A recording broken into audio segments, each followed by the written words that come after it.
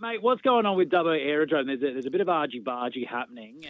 How close are we to an agreement? Well, Dubbo Aerodrome's not too bad. It's Wellington Aerodrome, and not a lot of people know that there is a airstrip down at Wellington, but there's a little airstrip there at Badangra, which is just outside of Wellington.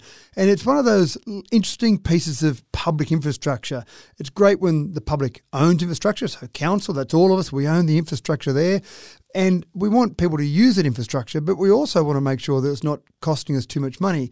Now, you've got an airport club or an aerodrome club there, and they use the airstrip.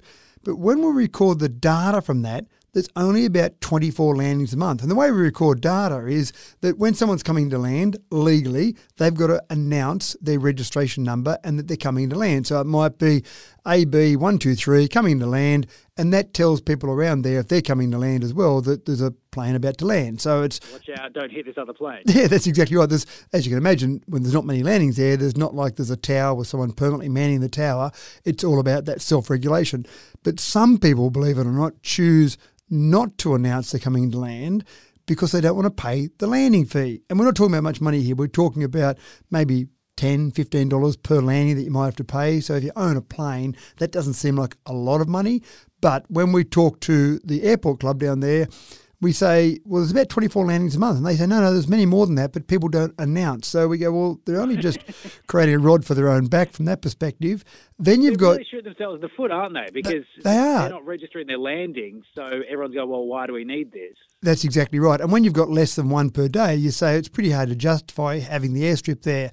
On the flip side of that, you've got the drag club here based around Dubbo, but that's been their home base for many years, and they close the airport down for about 10 days a year and run a drag meeting there, which is fantastic. It's a long, straight piece of bitumen, so why wouldn't you run a drag strip or drag club there? So better than doing it down the main road. That's exactly right, and it gets those people who want to do it down the main road out somewhere they can have a bit of a release. Now, they pay us quite a significant fee to be able to use that particular club or the airstrip there, but then again, they also do a bit of damage to the track. So there's the one side who says, well, you shouldn't have those guys there because they're damaging the track, but they are generating some income. Then we also have things like driver training. People want to do brake test training out there or brake testing out there. There's a company that actually has some fire extinguisher testing they do off to the side of the track there. Believe it or not, the number one maintenance cost for the facility there is mowing the lawn. Having said that, the airstrip needs to be renewed on a regular basis, and I say regular about maybe every 10 or 15 years, and there's significant cost in that, but it's a one-off cost, and then the ongoing maintenance isn't that high of that. So, can we attach maybe a lawnmower to the back of one of these drag cars and just get it done really quickly? Well, it would get it done very quickly, wouldn't it? It would run around and then no time at all. The only problem it would only do, say, a quarter of a mile at a time. So that might be a bit of a problem. Get it done in 4 seconds. Come on. That's right. That might be a good idea. I haven't actually thought of that one, but we have been trying to think of some way of getting all the combined uses, because I just don't think there's enough use from any one particular organisation to justify the expense of that. And so we've got a report that will go through to council this week to the committees, and then in a fortnight's time to council to say, what is the future of the Wellington Aerodrome? What are we going to do with it long term? And one of the many options in there is sell it, but I don't actually have that as my personal preferred option, because I don't think it's I think we can come to an agreement where the different users can actually cover the cost of the airstrip rather than just sell it and be done with it and wash our hands of it. And I think it's important for Wellington and the surrounding area to have that airstrip there as an ongoing concern. So hopefully we'll get to some sort of agreement where everyone says, I'm a little bit happy, I'm a little bit unhappy, and it all adds up to enough money to actually justify the expense of running the whole organisation or the whole airstrip there. I think if the drag guys can kick in some money to put fix any holes they make in the roads, and if the airplane guys can pay their $15 on their land and actually prove that there's a use for it, I think something could be done there. I could certainly see peace happening in our time. Yeah, and when you say peace, it's not like there's too much argy-bargy there. It's just there's a facility there, and everyone wants to get it as cheap as possible, obviously. But again, from a ratepayer point of view, we want to make sure that as people are using the various facilities around a community, there's some sort of user pays. It may not be 100% recovery, but some sort of user pays processes in place.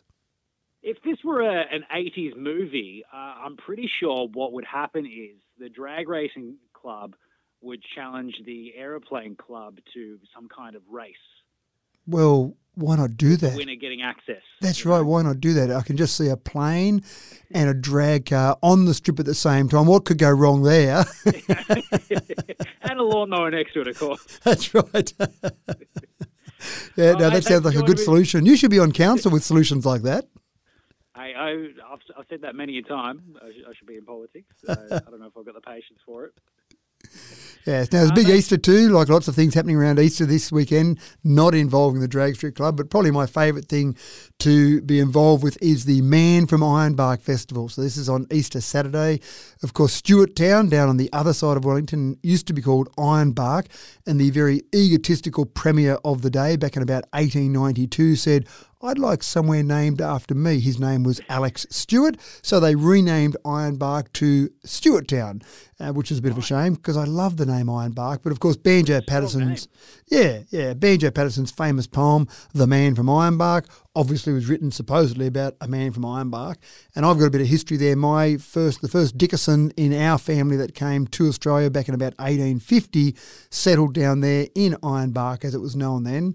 And my father used to say that his grandfather knew the man from Ironbark from the poem, and when I was very young I believed him, and then when I finally got a bit older I went, I don't think these timelines quite match up, Dad. What's going on here? But I'll be down there on Saturday. Actually, I'll be doing some poetry. I'll be reciting some poetry, including the Man from Ironbark, and they're involved with the opening and a whole range of things. So that'll be a great thing. But we've got lots of things happening in Dubbo. The Morris Car Club is coming to Dubbo. The Combi Car Club is coming to Dubbo. Maybe there's another version of your 80s movie there where you've got the Combis lined up versus the Morrises.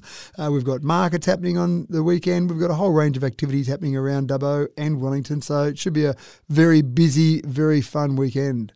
And some great weather as well to go along with it all as well. It's up to 26, nice and sunny, absolutely gorgeous. Sounds perfect. Mate, thank you so much for joining me and have a lovely Easter. Thanks, Ben. Same to you.